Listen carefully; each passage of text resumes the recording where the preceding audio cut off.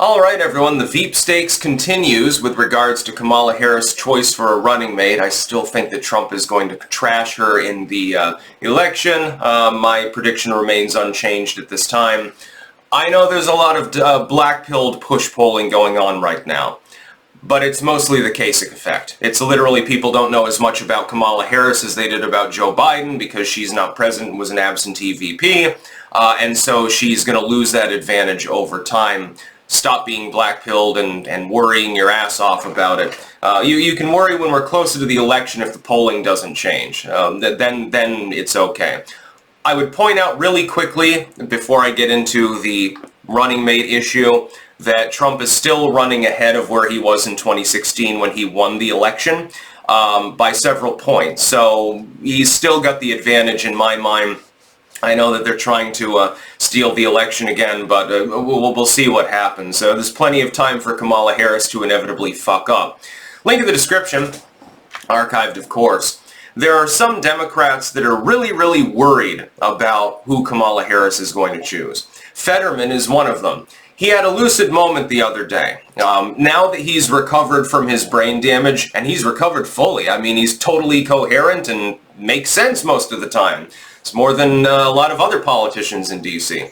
He's become sort of a centrist, like a Manchin Democrat. Now, this doesn't mean that he's not far left on some issues. He's still an anti-gunner. He still wants to raise your taxes and stuff like that. I'm not giving him a hall pass, for example. But sometimes he says something that makes sense. And he came out and he said to Kamala, be very careful. You shouldn't choose Josh Shapiro as your running mate. I happen to agree with him, and keep in mind, Fetterman is part of the explicitly pro-Israel crowd within the Democratic Party. Josh Shapiro is Jewish.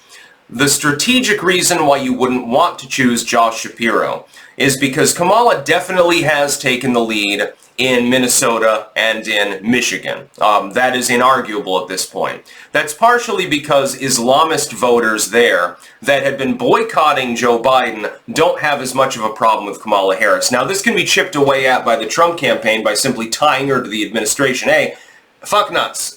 She was the vice president. If you had a problem with Biden, it's also a problem that you have with Kamala Harris. Do you expect anything to change? They can do that. She's trying to hide right now, effectively, in order to keep the Kasich effect going, which is you know, taking care of some of those voting blocks that they start getting really shaky about Joe Biden and his presidential ambitions, which I think he genuinely had until the last moment. And then finally he was forced out. It was a coup. It was a coup by the Obamas, the Clintons, and a few other groups of people. They behind closed doors, they were saying, Joe, come on, dude, this is not going to work. You're going to get crushed. Kamala will probably get crushed too, but, you know, we've got to try something because we don't really have any other options right now. Stand down, Joe. You know, go out to pasture. He'll disappear, by the way, when he's gone. You won't hear anything more from him until he dies, basically. He'll spend a couple of years, you know, on the funny farm, basically, slowly degrading mentally, and they won't trot him out into public too much. They'll have him go to a dinner once in a while. They'll addy him up and stuff like that.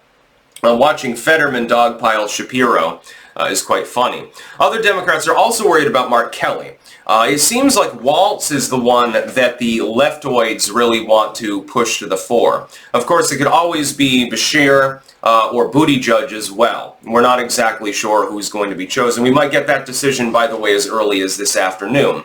I would personally go with Kelly. It seems like there's more pushback against Shapiro than Kelly. You're still going to get some push. It doesn't matter who you choose. You're still going to get some pushback, so you can just ignore that. But when you get disproportionately a very large amount with one individual that you seem to favor, by the way, and a relatively smaller amount with the others, you know, you might want to take that into consideration. Apparently Kamala's basically vetted them. She's probably made a choice, but, I mean, if you're wise, you take that into consideration. What you don't want is a situation where you end up with somebody who's poorly spoken debating J.D. Vance, number one. And number two, you don't want somebody who alienates large swaths of the party. Buttigieg probably alienates the left to some degree. For some reason, they fucking hate the dude, which is funny because he's an id poll candidate because he's gay. I would think he would be the strongest choice, actually. honestly. Originally it was Kelly, but when he gets so much pushback, nobody's giving pushback against Buttigieg other than the farthest left voters. Well, I mean, that might alienate some people, but, you know, you're the Democratic Party. Generally, you can expect the left to recongeal around you. Right now, they might do a protest support of Jill Stein at Cornel West or even RFK Jr. That's fine. In the end, though, when they're at the ballot box, most of them will recongeal and they'll vote for Kamala Harris. It's the same as with the right wing. You know, TDS sufferers, some of them, they ended up voting for Trump. They're like, well, I don't like the dude, but goddamn, that Biden, yeah, okay, Donald Trump. That's the way that a lot of people operate. They'll hold out, but in the last minute, when they're in the ballot box itself, or when they're signing out their voting form and sending it in, or something like that, they recongeal. That's the tendency among American voters, because we do have two broad tent parties that encompass a number of different ideologies. This creates political chaos, by the way, not having more parties that are actually viable.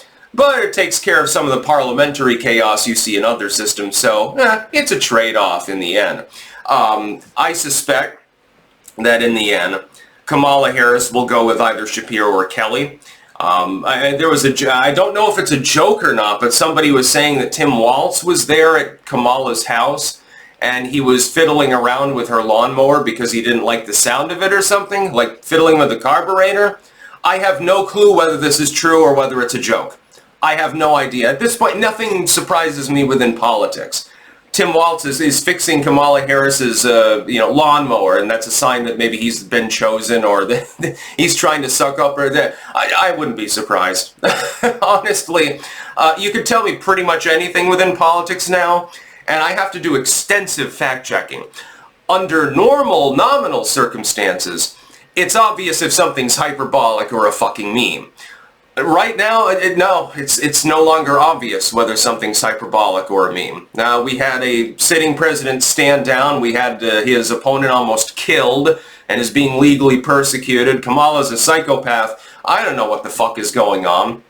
It's political chaos at the moment. Watching Fetterman, though, have one of his lucid moments. Again, once the brain damage wears off, he starts sounding a little bit less left-leaning. I think that these two things are actually correlated. In my mind, they're correlated completely. It's almost like, well, maybe the people of Pennsylvania were better off with Fetterman than Mehmet Oz.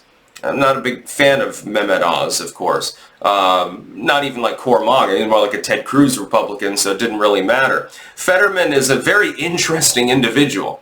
He's like 6'7". He's had brain damage. He's now the Joe Manchin of the party. This dude's got a weird career trajectory, and I find that amusing. So we're going to wait and see who is chosen as the running mate for Kamala Harris. Again, I suspect it will in the end be Shapiro or Kelly. They're the ones that are favored. Buttigieg is an outside chance. If she goes with Walz, it's possible. It'd be interesting. The left wants it. The Jenks of the world, they seem to like Tim Walz. But then you may alienate certain, more centrist Dems, left-leaning independents. They might not like that as much because of his more progressive record. And Shapiro's right up there as well, and Fetterman's openly warning about him. I would point out that Fetterman is despised by the left wing of the Democratic Party, and they love to astroturf as though they're going to get rid of him, even though the alternative is you get a Republican in there. It's almost like, again, watching the most stupid orangutan in the jungle. It's given two buttons. One will give it a mango, the other shocks its nads, and it keeps pressing the nad shocker, and it's just inexplicable. It's almost like the left acts like Republicans sometimes. You hand them a mandate, and they whirlwind around, and then everyone despises them, and then they never get anything accomplished. It's almost like the neocon Republicans are a little bit like the socialist Dems. They've got that in common. That and the authoritarianism, of course. That's about all. Peace out.